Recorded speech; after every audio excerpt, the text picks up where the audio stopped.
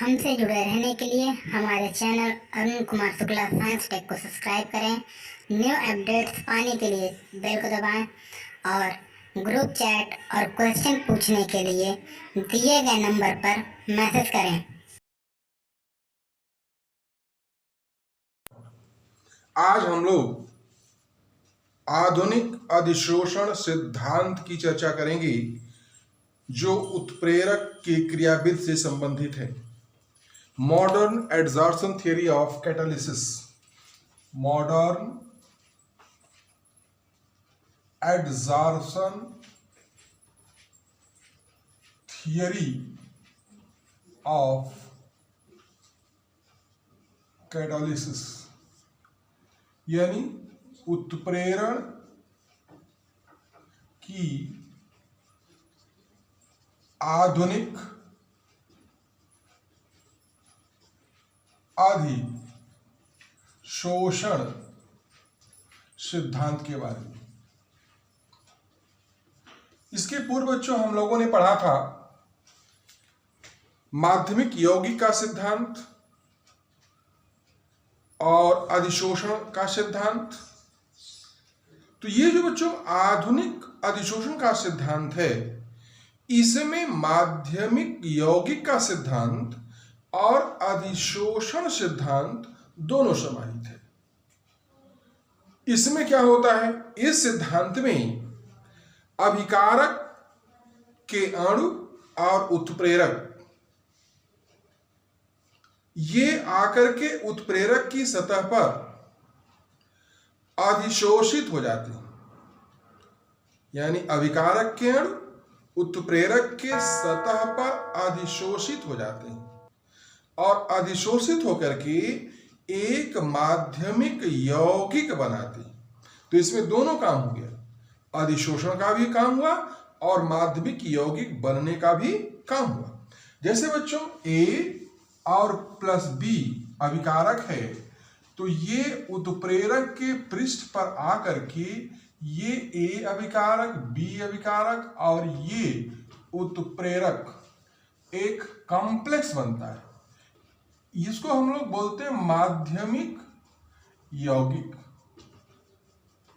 और ये माध्यमिक यौगिक फिर उत्पाद में बदल जाता है। उत्पाद AB और उत्प्रेरक ये अलग हो जाता है। तो जैसे यहां पर क्या हुआ कि दोनों अभिकारक उत्प्रेरक के पृष्ठ पर आए, अधिशोषित हुए और अधिशोषित होकर के वो एक माध्यमिक यौगिक बनाए। तो यहां माध्यमिक यौगिक बना, माध्यमिक यौगिक का सिद्धांत भी इसमें आ गया और उत्प्रेरक के पृष्ठ पर अधिशोषित हुआ, तो ये अधिशोषण सिद्धांत भी आ गया। तो इसमें दोनों सिद्धांत समाहित है और ये माध्यमिक यौगिक फिर उत्पाद और उत्प्रेरक में परिवर्तित हो जाता है। बच्चों यहां पर जो ये माध्यमिक यौगिक बनता है उत्प्रेरक के पृष्ठ पर, यह अस्थायी होता है। क्यों अस्थायी होता है? क्योंकि इसके ऊर्जा का मान उच्च होता है, यानी अभिकारक अणुओं की तुलना में उच्च होता है। लेकिन एक चीज ध्यान रखना है कि जो सामान्य माध्यमिक यौगिक बनता है बिना उत्प्रेरक के, उस माध्यमिक यौगिक की तुलना में इस माध्यमिक यौगिक की ऊर्जा का मान कम होता है। अर्थात उत्प्रेरक की उपस्थिति में जो ये माध्यमिक यौगिक बनता है, इसके लिए जो एनर्जी ऑफ एक्टिवेशन है, सक्रियण ऊर्जा का मान कम होता है, जिस कारण से अभिक्रिया का वेग बढ़ जाता है। ग्राफ के माध्यम से आइए देखते हैं बच्चों। जैसे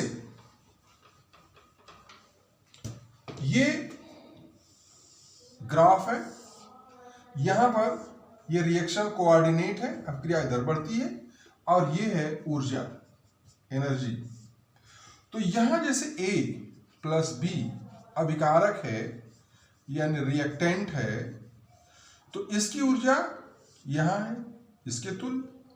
तो अगर ये सामान्य तरह से होती है क्रिया और उत्पाद में बदलता है, तो AB अगर ये उत्पाद बनाता है और यहाँ इसका ट्रांजिशन स्टेट बनता है, एक माध्यमिक यौगिक बनता है जिसको हम लोग एक्टिवेटेड कॉम्प्लेक्स कहते हैं।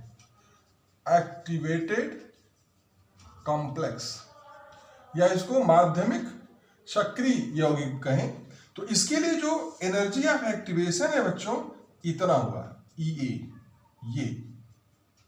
लेकिन जब आधुनिक अधिशोषण सिद्धांत के अनुसार जो माध्यमिक यौगिक बनेगा, जो कॉम्प्लेक्स बनेगा, उसकी जो ऊर्जा होगी यहां होगी।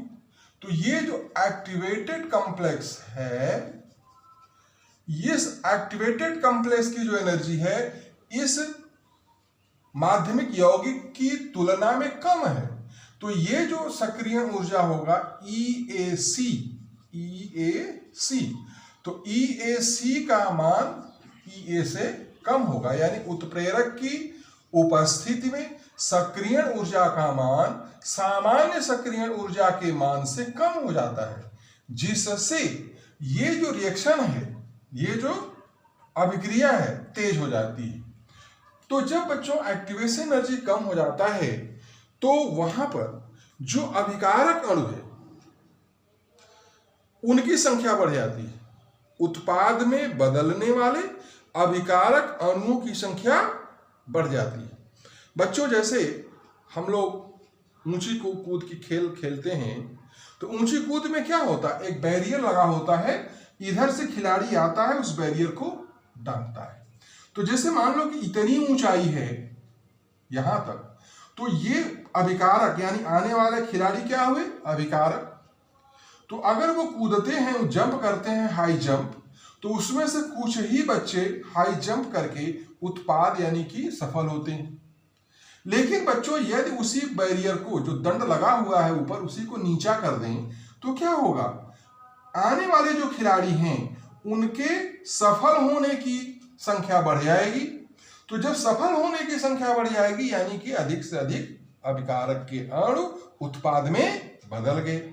तो कैटलिस्ट बच्चों क्या करता है, ये एक्टिवेशन एनर्जी को कम करता है, यानी कि अभिकारक अणुओं की संख्या को बढ़ाता है। क्योंकि भाई सभी अभिकारक अणुओं के पास उतनी सक्रिय ऊर्जा नहीं होती जो कि उस बैरियर को पार करके उत्पाद में बदलें। बात समझ आई? तो अब जब सक्रिय ऊर्जा का मान कम हो जाता है तो अभिकारक अणुओं की संख्या बढ़ जाती है, जिससे रेट ऑफ रिएक्शन बढ़ जाता है। तो बच्चों ये रहा आधुनिक अधिशोषण सिद्धांत।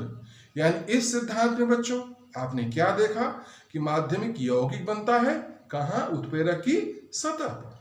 तो उत्प्रेरक की सतह पर एक तरह से पहले आकर के अभिकारक के अणु अधिशोषित होते हैं और फिर वहां पर एक माध्यमिक यौगिक का निर्माण होता है, और उस माध्यमिक यौगिक का जो सक्रिय ऊर्जा होती है वह सामान्य माध्यमिक यौगिक यानी एक्टिवेटेड कॉम्प्लेक्स की तुलना में कम होती है, जिस कारण से रेट ऑफ रिएक्शन भी बढ़ जाता है। ठीक है, धन्यवाद।